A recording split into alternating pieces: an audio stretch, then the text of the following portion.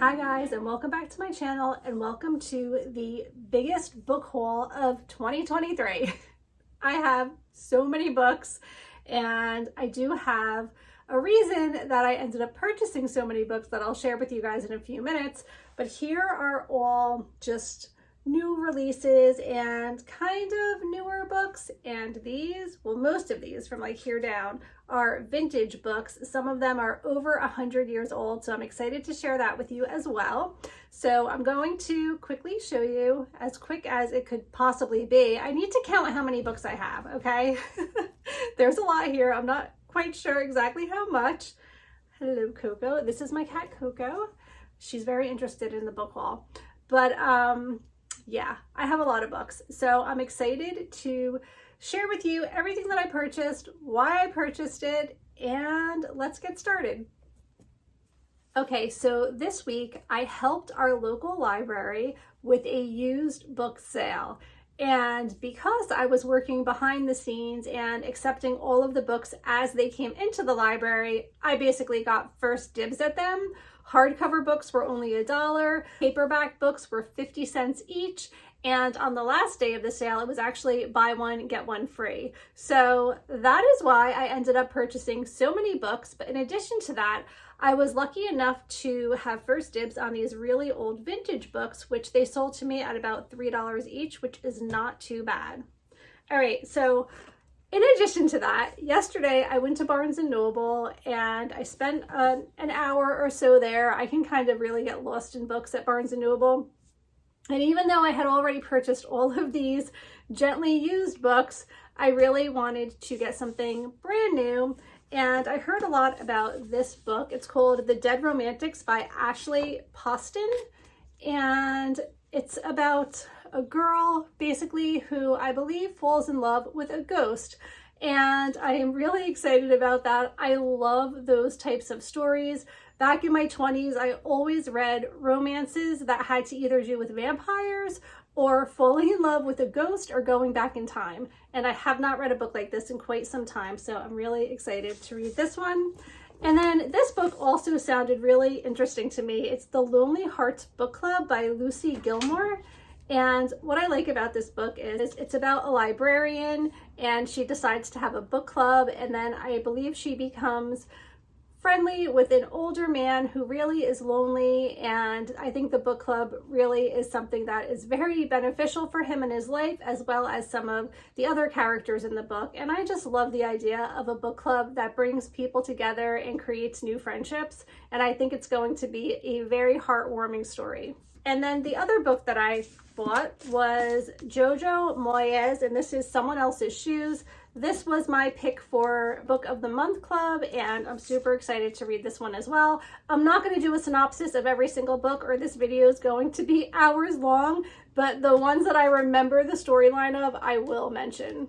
As I am editing this video, I wanted to share with you my most recent book that I actually just got last night, and this is The Princess Bride. It's by William Goldman, and this is the 30th anniversary edition, and it's absolutely beautiful. This year actually is the 50th anniversary, and the reason I know that is because for my Patreon book club for June, I wanted to do a book that was on the New York Times bestseller list in 1973, which is the year I was born, and I'm celebrating my 50th in June. So I thought it would be fun to do something on the bestseller list from 1973.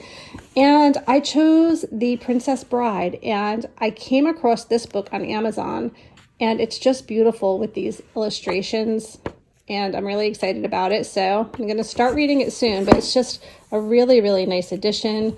I love the cover on this. It's just gorgeous. So I felt like it was relevant to include it in my book haul. Okay, so now we're going to move on to the books that I purchased at our local library. secondhand, and I swear some of these books I don't even think were ever read or used. So I have Ellen Hilderbrand's 28 Summers, and then I also have The Hotel Nantucket. I think both of these are going to be really great summer reads. I actually had this one in my Amazon cart for a while, and some of my friends had told me that this was really a great story. I think it's about a group of friends who vacation every summer in the same place and how their lives change over the years. And then The Hotel Nantucket, I just thought would be a really great beach read. So I'm excited to have these for this upcoming summer. I feel like I was really going towards beach reads because you can tell by the cover of a lot of these books, I just have like the Caribbean on my mind as it's raining out and miserable the last couple of days. And this is The Reef by Nora Roberts. It's about an archaeologist who has a passion for treasure hunting, and that just sounds perfect. Another book that I'm really not 100% sure what it's about, but I love the cover. It's called Ghosted by Rosie Walsh. Going back to my 20s again, one of my favorite authors was Johanna Lindsey, and I actually have this book in a paperback, and it's really beat up. It's from a very long time ago, and when I saw it's in hardcover in this beautiful edition, and this book doesn't even seem like it was hardly used. I was excited about it. So this is All I Need Is You by Johanna Lindsey, and That Perfect Someone. And this one I have not read yet, so I'm excited for a good romance. This was a book that I believe I have on my wish list, and it is The Book of Night by Hawley Black. Hawley Black is an author that I've really been interested in reading, and I'm excited to read this. Look at the inside pages, how beautiful they are. And I cannot wait to read this story as well. I'm pretty sure I have another book by Jennifer Weiner, and this book called That Summer was highly recommended to me. I've heard that this author can be pretty funny and lighthearted, and again, another great summer read that I'm excited for. And again, these books were $1, so you really can't go wrong. This is a relatively newer release. It came out, I think, in 2021. And basically, the main character of the book is getting misdirected emails that are for another woman, and she starts to get really interested in this other woman's life. She's traveling the world, she's single, and the main character in the book, I believe, is married with kids and just living the hustle and bustle of mom life, and she becomes fascinated with this other woman's emails that she's getting, and I can only imagine what happens from there. So this sounds like a really fun story. Okay, this book, I picked it up because I did listen to it on Audible for a book club a while back, and it just did not grab my interest. And sometimes it's because of the person that's reading the story. So I like to give books another chance, because this book, which is called The Thursday Murder Club by Richard Osman, did actually get some really great reviews, and I know a lot of people enjoyed the book. And it's about a murder mystery, and there are a group of much older retired people who kind of have this little murder mystery club where they meet and they try to solve crimes. And now they're trying to solve a real life crime of something that happened in their general neighborhood. So, I mean, the storyline was interesting to me, but it didn't grab me. And I think it's because of the person maybe who was narrating. So I'm excited to read this and maybe have a better experience. Another book that I really loved the cover of this, with this old plantation house. It's called The Signature of All Things by Elizabeth Gilbert. And I'm just going to read the first couple of sentences on the back that kind of drew me in. It says, "Love, adventure, and discovery are at the heart of the signature of all things, which soars across the globe from America to Tahiti to tell the story of a brilliant woman named Alma Whitaker, born in 1800, the daughter of a charismatic botanical explorer." I don't know, to me it just sounds like it's going to be very whimsical and calming, and a really nice story, because sometimes that's just what you need, and I really can't wait to read this one. I was surprised that there was a Book of the Month Club book that was brought in that I don't even know if the person ever read it, because it doesn't seem like the binding has really been broken in. But this is Good Company by Cynthia Daprix Sweeney. I hope I'm saying that right. And it's about a woman who's happily married, and she finds her husband's wedding ring in an envelope when he had told her that he lost it a very long time ago. And they own and run a small theater called Good Company, which I think that's interesting too. And that's really what I know about the book, but I was just kind of excited to get a Book of the Month Club book for $1, so I did grab that. And then The Woman in the Window by A.J. Finn. Obviously, a lot of you probably already have heard of this because it has been made into like a movie. It says right here, soon to be a major motion picture. I think this was on Netflix at some point in time, but basically there's a woman who lives in New York City and she never leaves her apartment, and she drinks too much and watches old movies all day. And one day she notices a new family move in across the way, and she's really interested in what they're doing, and she's kind of spying on them and watching them, and then some pretty crazy stuff happens, and she's obsessively watching this family, and all of these things are taking place and only she knows about it. So this is definitely sounds like maybe a mystery. I don't know if murder's involved, probably, and I really want to read that one. A paperback of Ellen Hilderbrand, The Island. I basically got this because it has beach vibes. I thought it would be a great book to just throw in my beach bag because it's really small. And of course, because it only cost me 50 cents, I'm not too concerned about what happens to it. And it's probably another great beach read.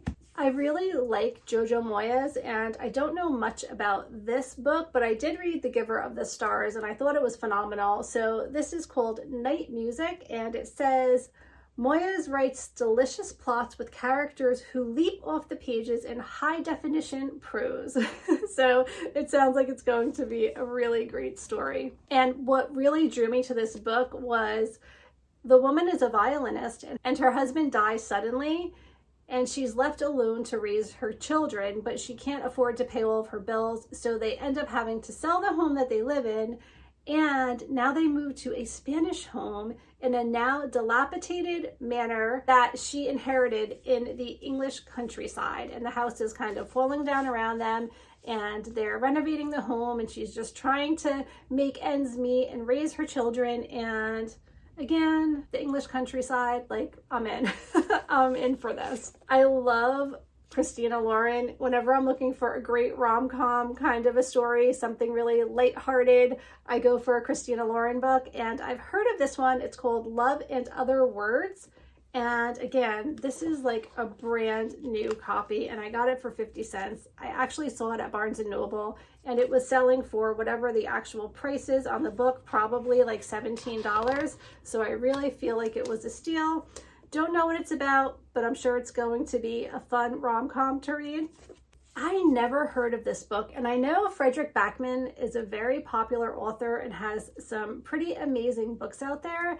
This one is called My Grandmother Asked Me to Tell You She's Sorry, and I love the storyline of this book. So basically there is a woman who's really close with her grandmother, and her grandmother passes away.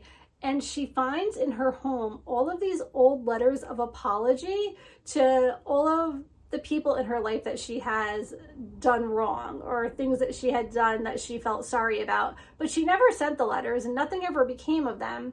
So the woman really gets to know her grandmother's life, what her friendships were like, what her other relationships were like. And I do believe that she decides to either communicate with these people or maybe share with them the apology letters, something of that nature. And it just sounds like a heartwarming, beautiful story, and it's another one that I cannot wait to read. Okay, this book called Bad Hair Day by Wendy Holden, I literally bought it because of the cover. Seriously, she lives in London, and it takes place in England, in Europe, and I believe they go to Paris. It talks about a castle in Scotland and meeting a charming heir to the castle in Scotland. and I don't know, it sounds like another fun read. And then I have The Beach House by Mary Alice Monroe. So basically, I think her mother asked that she goes back to their old town, to their old like maybe beach house or summer home, and it's about reconnecting with her mother and healing relationships and probably family drama. Just sounds like it's going to be a really good book. So this I already read, and I'm pretty sure I have it, although I can't find it anywhere on my bookshelves. Let me know if you see it behind me. I've been going crazy trying to find it. So I don't know if I just got it from the library or listened to it on Audible, but it was $1 and it's a signed copy. Little Fires Everywhere by Celeste Ning. And it's about this perfect, quaint little town where everyone is just perfect. They dress nice, their lawns are perfect, they just seem to have the perfect family life, and they're really not. And there's a lot of messed up things going on. And then you have kind of an outsider family who is connecting with these with at least this one particular family who appears to be so perfect. It's a great story, and I'm pretty sure that it was made into a series at one point in time. I feel like I started watching it, but I really didn't love it. I have a hard time reading a book and then going back and watching it. It has to be so perfect for me to like it. It has to really, really follow the story well, and the characters have to look the way I envision them in my mind, if that makes sense, and that's not always the case. But this is really another great read. I wanted to have like at least one cozy mystery to read this winter or spring, and I found Hidden History by Melody Carlson. And it says, when Alice stumbles upon Daniel Howard's boyhood journal from the 1900s, the Howard sisters uncover the hidden history of their beloved father. Through his profound and thoughtful words, they come to see how the power of belief can change the course of a life. And I just like the idea of finding somebody's old diary and learning lots about them in that way. I thought that was interesting. Okay, so now we're going to get to some of these antique books. I'm not going to share the storyline because you're probably going to know most of them. A lot of them are classics. This one is not old or antique, but I thought it was a really cool version of Jane Austen's Pride and Prejudice, which is one of my favorite stories of hers. And it's the actual story, but it has lots of pictures in it. And I love basically adult books that have photographs in them and pictures and illustrations and all of that stuff. It just makes it so much more interesting. And I think it's a really cool book. And you can even see the binding is like painted green. It's just very beautifully done. And I'm happy to add this to my book collection. Another book that I believe it's just made to look old-fashioned, but I just thought it was so pretty, and it's Alice's Adventures in Wonderland. I definitely have a lot of different versions of this, but it does appear to have all of the original illustrations, which I really like as well. And then John Milton, Paradise Lost. It's a classic that I've never read, so I just wanted to have it on my bookshelf. These books are just gorgeous. Like, you don't see this anymore. Like, the way that these books are made are just absolutely beautiful. This is Put Yourself in His Place by Charles Reed, and I'm trying to see what the date is on this. I mean, the pages are so old and yellowed and beautiful. And the other book that I think is kind of like the same collection is Half Hours with Great Humorists. But look at that cover. It's just so pretty. And again, nice old, I just love the old like yellowed pages. I think it's so beautiful.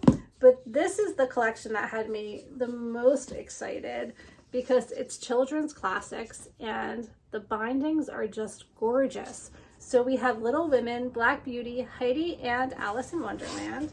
And I'll just show you like the cover. This is Alice in Wonderland.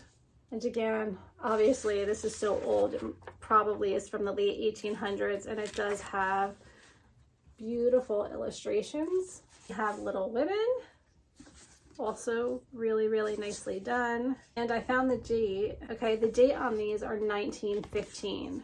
Black Beauty, and finally Heidi. There's another really pretty illustration on that. And then there's this collection of books as well. This one's kind of beat up, but it is The Prairie, The Scarlet Letter, and Moby Dick. And this is what they look like. Nothing too fancy. And the date on these are 1948. This is one of the most beautiful books. Look at that with the flowers, this really pretty cornflower blue. This is Robert the Cabin Boy. And the only date on here is 1868. So I don't know if that's accurate, but that sure is old. And the book is just gorgeous. And then I have 20,000 Leagues Under the Sea. And this is definitely a classic that I want in my collection. And if I can find classics that are this old to add to my collection, I am excited about it. And this is 1892. And I mean, I probably will not actually read this edition because I'm a little bit frightful that the pages are going to get messed up. So I'm going to put these old books in my bookcase that I have downstairs, where I keep all of my books that are like pretty much all 100 years old. I have Adam Bede by George Eliot, another really old, beautiful edition. And it says in here, to Lizzie from Mary, and the date is 1886. So how cool is that? I just think I just love the idea that over 100 years ago, somebody was sitting in their living room and reading this exact book. That just blows my mind. And how many other people have read it? I don't know. I just think that's really, really cool. Then I have Longfellow's Early Poems. Okay, I'm guessing that the person that owned this book wrote this, if you can see that. And it says, lives of great men all remind us we can make our lives sublime, and departing leave behind us footsteps on the sands of time. H.W. Longfellow. How beautiful is that? Oh my gosh. And you can see, so there was a person who put like these stickers on who it belonged to, but the original owner, if you can see that on the top, 1896, Emily A. Hesketh, 1896. Wow. Oh, the pages are falling out, so I have to be super careful with this one, but that's pretty cool. And then this doesn't look like anything great, but it's very well made and very old, and it was a little bit different than the other books. So it says right on here, this was gifted to Edward Mullo on Christmas of 1891. The date is right there. And what really drew me to this book was the way the pages are. Look at that. They're all like that. And then it also has like these photographs inside. I don't want to rip anything, but you can see that as well. Oh, and this is actually called, I probably should tell you guys what the book is. This is the Alabama by Washington Irving. And it's just, I mean, it's really in good condition considering the copyright is 1891. Like, it's really, really nice. So I don't know. I'm super excited. I just have to find a place to fit all these books now. My bookshelves are completely packed.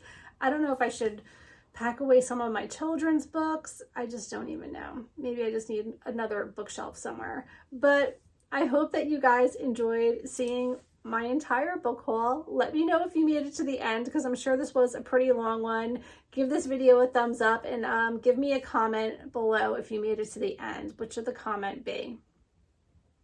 You know what? At the end, if you did watch all the way to the end, put a rose in the comment because of Belle, and Belle loves to read books. So give me a rose emoji in the bottom if you made it to the end. Thank you again for watching, and please be sure to like, subscribe, comment, and I will see you all really soon. Take care. Bye.